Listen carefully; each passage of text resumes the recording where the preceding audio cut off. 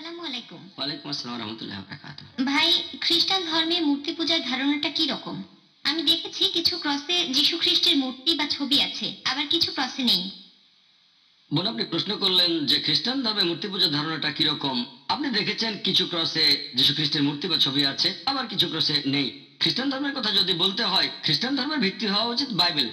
বাইবেলে পরিষ্কার বলা হয়েছে, ওল্ড টেস্টামেন্টে বুক অফ ডিটোরনমি অধ্যায় নম্বর 5 অনুচ্ছেদ 7 বলা হয়েছে, তোমরা আমার পাশাপাশি অন্য কোনো দেবতার উপাসনা করবে না, তোমরা আমার কোন রকম প্রতিমূর্তি তৈরি করবে না যেটার সাথে সাদৃশ্য আছে আকাশমণ্ডলের কিছু, পৃথিবীর মাটি আর নিচে পানিতে কোনো কিছুর সাথে। তাদের সামনে নতজানু হবে না, তাদের সেবা করবে না, কারণ আমি তোমাদের ঈশ্বর, তোমাদের প্রভু খুবই ঈর্ষাপরায়ণ। এই কথাটা আবারও বলা হয়েছে বুক অফ এক্সোডাস অধ্যায় নম্বর 20 অনুচ্ছেদ 3 থেকে 5। সর্বশক্তিমান ঈশ্বর বলছেন, তোমরা আমার পাশাপাশি অন্য দেবতার উপাসনা করবে না, তোমরা আমার কোন রকম প্রতিমূর্তি তৈরি করবে না যেটার সাথে সাদৃশ্য আছে আকাশমণ্ডলের কিছু, পৃথিবীর মাটি আর নিচে পানিতে কোনো কিছুর সাথে। তোমরা তাদের সামনে নতজানু হবে না, তাদের সেবা করবে না, কারণ আমি তোমাদের ঈশ্বর, তোমাদের প্রভু খুবই ঈর্ষাপরায়ণ। তাহলে এই অনুচ্ছেদ আর বাইবেলে এরকম অনেক অনুচ্ছেদ আছে মূর্তি পূজাকে সম্পূর্ণ নিষিদ্ধ করেছে। মূর্তি তৈরি করাই হারাম, মূর্তি পূজা তো দূরের কথা। এছাড়াও গসপেল অফ ম্যাথিউ অধ্যায় 5 অনুচ্ছেদ 17 থেকে 20 যীশু খ্রিস্ট নিজের মুখে বলেছেন, ভেবো না আমি আগের নবীদের আইন বাতিল করতে এসেছি, বাতিল করতে আসিনি, সম্পূর্ণ করতে এসেছি। যতদিন আকাশমণ্ডলে আর পৃথিবী থাকবে, একটা ক্ষুদ্র দ্বারাও এই আইনের ফাঁক গুলো বেরিয়ে যেতে পারবে না, সবগুলো পূরণ করা হবে। যে এই আইনগুলোর সামান্যতম অমান্য করবে সে স্বর্গের রাজ্যে প্রবেশ করতে পারবে না। যদি একটা আইনও ভাঙেন ওল্ড টেস্টামেন্টের, সামান্যতম আইন অমান্য করলে স্বর্গে যেতে পারবেন না, বেহেশতে যেতে পারবেন না।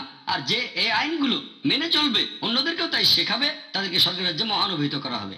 তোমাদের ন্যায়নিষ্ঠতা যদি লেখক আর ফরিসীদের ন্যায়নিষ্ঠতার চেয়ে বেশি না হয়, তাহলে তোমরা স্বর্গের রাজ্যে প্রবেশ করতে পারবে না।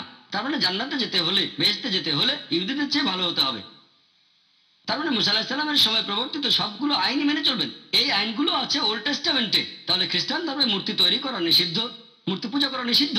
ঈশ্বর কেবলমাত্র একজন। আমি একটা লেকচার দিয়েছিলাম খ্রিস্টান ধর্মের সর্বশক্তিমান ঈশ্বরের ধারণা। এখন আপনার প্রশ্নটা যে আপনারা দেখবেন খ্রিস্টানদের ধর্মীয় প্রতীক ক্রসে যিশুর মূর্তি বা ছবি আছে, এটা ক্যাথলিকদের মধ্যে বেশি। খ্রিস্টান ধর্মের দুটো প্রধান দল আছে বর্তমানে, প্রোটেস্ট্যান্ট আর ক্যাথলিক। ক্যাথলিকরা যীশু খ্রিস্টের মূর্তি আর ছবি তৈরি করে, প্রোটেস্ট্যান্টরা এরকম কিছু করে না। তাহলে মনে করেন আপনি কোনো একটা চার্চে গিয়ে দেখলেন যে সেখানে যীশু খ্রিস্টের বেশ কিছু মূর্তি আর ছবি আছে, তাহলে সেটা ক্যাথলিক চার্চ। এভাবে তারা বাইবেলের আইনকে অমান্য করছে। আবার অনেক ক্রসে যিশু নেই, ক্যাথলিকদের সব ক্রসে যে যিশু থাকবে এমন কোনো কথা নেই। ক্যাথলিকদের অনেক ক্রসেও যীশু খ্রিস্টের মূর্তি বা ছবি নেই। যদি দেখেন ক্রসে যিশুর মূর্তি বা ছবি আছে, তাহলে নিশ্চিত সেটা ক্যাথলিক চার্চ।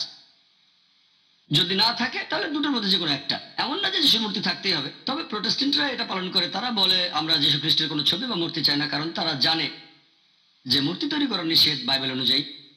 এজন্যই দেখবেন কিছু ক্রসে যীশু খ্রিস্ট আছেন, কিছু ক্রসে আবার নেই। এখন ক্রস থাকুক বা না থাকুক, যীশু খ্রিস্ট থাকুন বা না থাকুন, ক্রস থাকুক বা না থাকুক, ইবাদত করবেন একমাত্র আল্লাহ তাআলা। যীশু খ্রিস্টের উপাসনা করবেন না, ক্রসকেও না, সরাসরি আল্লাহর উপাসনা করবেন। আশা করি উত্তরটা পেয়েছেন।